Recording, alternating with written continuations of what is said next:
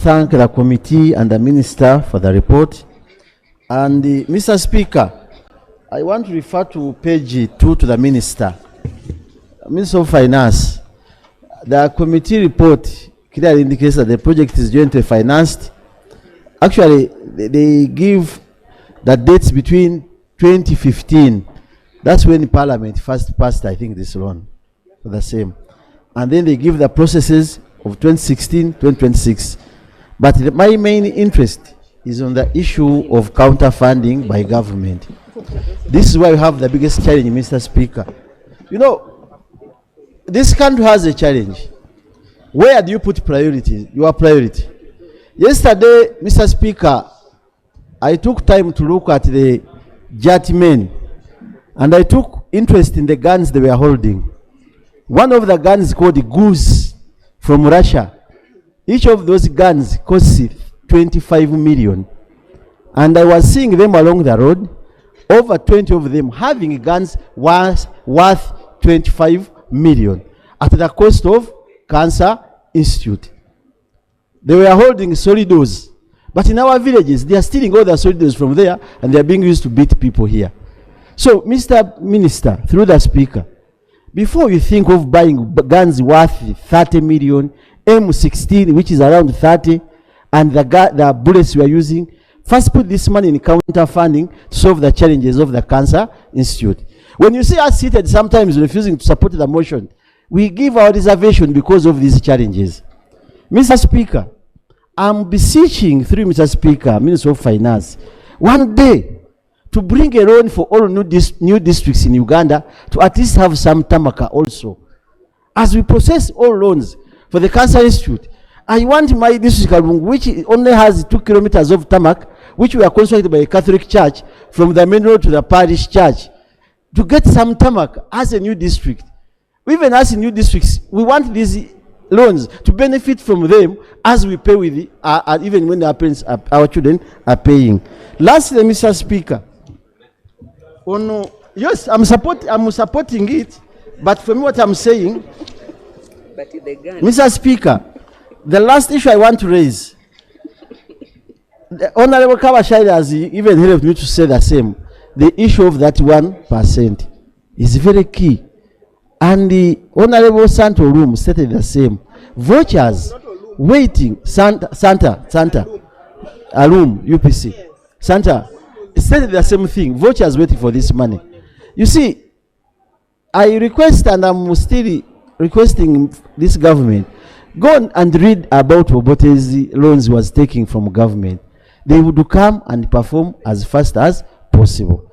Mr. Minister, when we pass these loans, what period do you take to make these loans effective? Do you take 3 years? Do you take 5 months? Because people are suffering from cancer. You want to put this in effect. In 2013, Mr. Speaker, we passed a loan here, and it became effective in 2019, during 2020, during COVID. And all the areas that were supposed to benefit power from through that loan, all areas were left out because work was done during COVID and the vouchers continued enjoying. That's why, as I conclude, Mr. Speaker, today I was listening to one radio program, and these presenters were saying that if you want to find mansions in Kampala, you want to find apartments, the owners of those apartments are government officials. They are owning 90% of apartments, hotels, and all this. Where do they get that money from? It's from these loans we pass, and they take so long to be effected. They end up building, enjoying life, but at the end of the day, they will become victims of the same circumstance. And they will die, by the way. They will die living in those apartments with the poor educated children who have been enjoying their life. They will drink whiskey, black label, green label. They will also follow them by selling their assets. So let us realize the loan. Let us pass it. Minister confirm this house, assure us that once the loan is passed, this is the time of performance of the loan, and we move on so that all the loans that come on move without taking a lot of delays. I think, Mr. Speaker. Minister for Finance. Then after Minister for Health.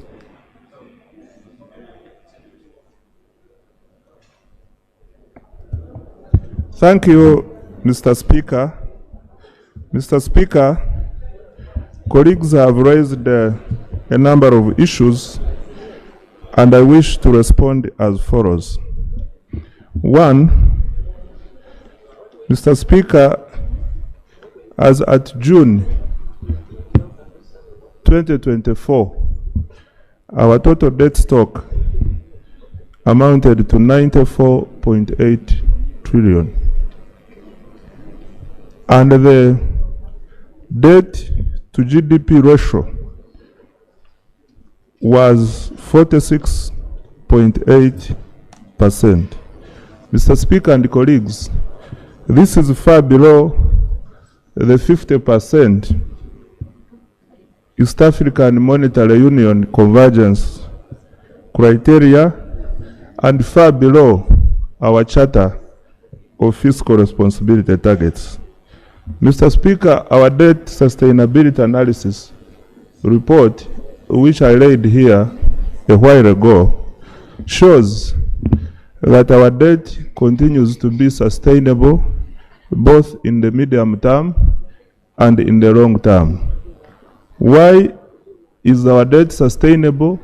Is because of one, our robust growth in the GDP, two, the onset oil production, which will contribute to the domestic revenue, and we hope that in the medium term we will decrease the borrowing. Mr. Speaker, what should worry colleagues is our debt, our ratio, our debt to revenue ratio, the debt to repayment. This one poses some risk because it continues to perform far above the 20% threshold. Mr. Speaker, there is a question which has come, and it normally comes.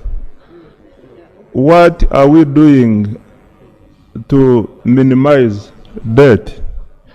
One, Mr. Speaker, we are aggressively implementing the domestic revenue strategy so that we are able to raise adequate revenue to cushion the ever-growing borrowing needs.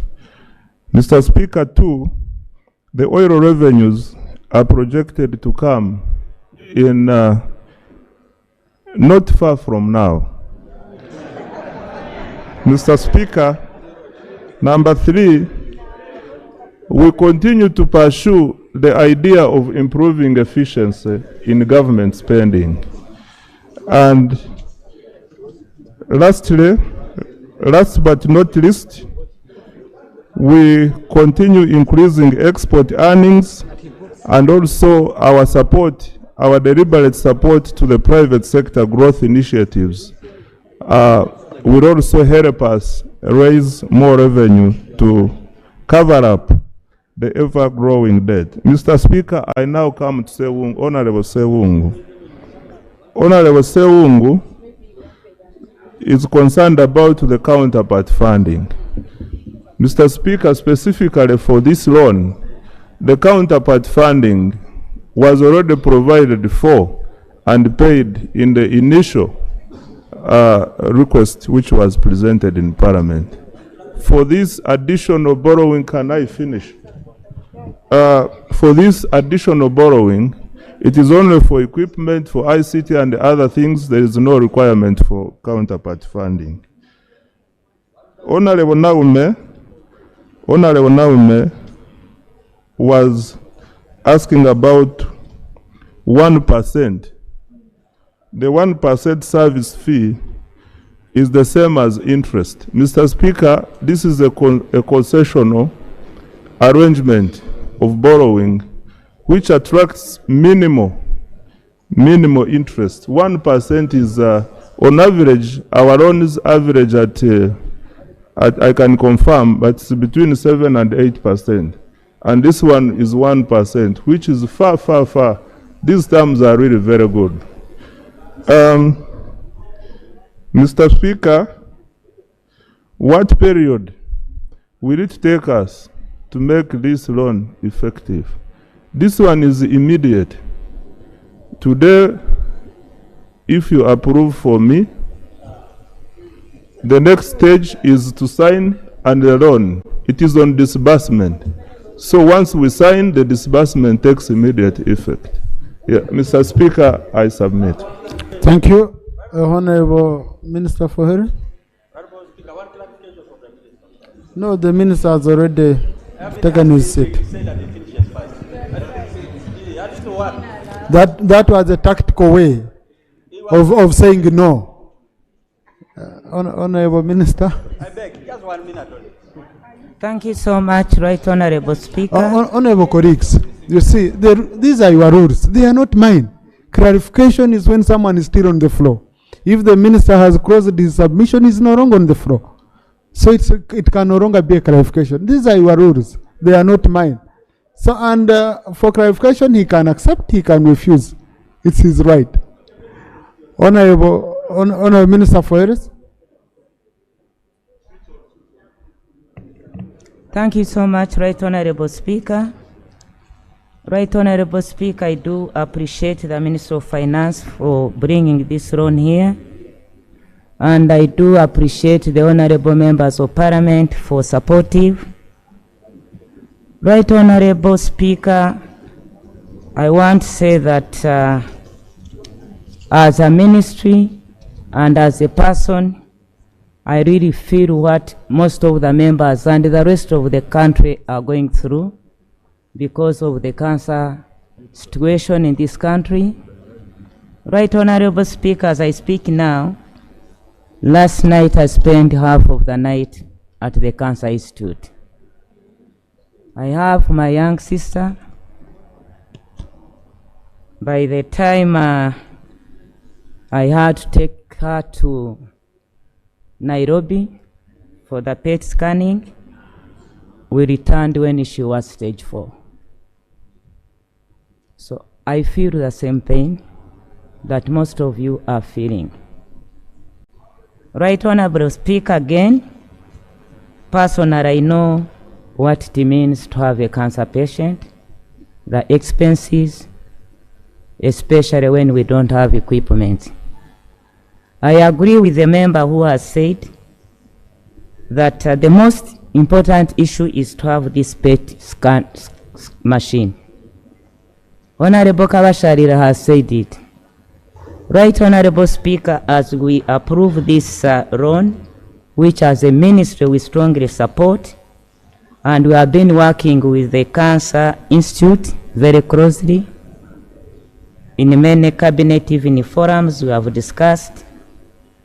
What I want to appeal through you, Right Honorable Speaker, when the Minister of Finance says, when we approve, you must take it that everybody has said, yes, it's a big concern. And then he says that loan starts from there. My appeal, Right Honorable Speaker, through you, is for this August House to pass a resolution to purchase the very necessary urgent equipment, the PET scan. The PET scan. I don't think, Right Honorable Speaker, as a Minister of Health, we have tried our best. 62 billion for them to find it, and we purchase the PET scan. And the loan is going through, is not asking much. All the problems we are having, all the cancer patients we are having going abroad, is because they cannot be detected early from Uganda. By the time we send them out, the cost for the ticket, for the treatment, even the PET scan outside, its cost itself is more. If we sent, for example, like 10 patients, it would have been purchased here. And I speak with experience. My appeal, Right Honorable Speaker, through you, to appeal to my colleague that as far as we have approved this, which we have been going through, let him commit himself to give us the 62 billion, and we really save the lives of the Ugandans. The last question is, Right Honorable Speaker, the delay of the loans, which came from my son, Honorable Ssewungu, is these loans, when we pass them here, they go through a process. And these are loans that they go through a process with counterfunding. At the end of the day, I'll come in. Honorable colleagues, I don't have much time. At the beginning, I am told rounding you, up on this. we have a bishop Right waiting Honorable, to start. right Honorable So, Speaker, please. we have been facing the Karamoja infrastructure development for the last 8 years. It's only on Tuesday that we managed to launch it, all compatibly. So, my colleagues, we should be patient that as the government is looking for these loans, as the implementation is taking long, it's like how we are saying, we need money, we need funding, ours we shall implement whatever comes our way. If we have the PET scan, we can process it. I thank you so much. Thank you. Now, Honorable Anifa, I know when you talk passionately about cancer, I know what she has gone through as a person, but also many honorable colleagues here. I have read in the news that the NRM caucus is meeting to discuss the budget. I'm sure Honorable Ssewungu is also about to call his team to discuss the budget as leader of opposition in terms of priorities which should be given, which should be looked at. Let us all be ambassadors for the PET machine. Because really from the submission that Honorable Anifa has put here, I think the coming financial year, and you honorable colleagues, the coming financial year, we should work closer with the Minister of Finance. And the Minister, I know, is very passionate on these issues. Let's go and look at the issue of the PET machine. Because only the rich are able to go to Nairobi abroad. But what about the poor people? I have poor people who are rotting. Someone in the village rots completely until they die. Okay? Because even if you brought them here to Murago, the detection, by the time they are detected, it's too late. So, honorable colleagues, let's have it as our commitment that we are going to work together from colleagues who are in cabinet, because I know this budget will come to you. Minister of Finance will bring it to you, but also Minister of Finance himself. Then you, honorable colleagues, in your various political groupings, as you're discussing, let's make it a deal that this coming financial year will provide for a PET machine. Okay? It's to save all of us. It's for all of us. You never know. Even if we say medical board, by the time you go, it's already stage 4. You're already finished. Okay? And yet you could be detected early.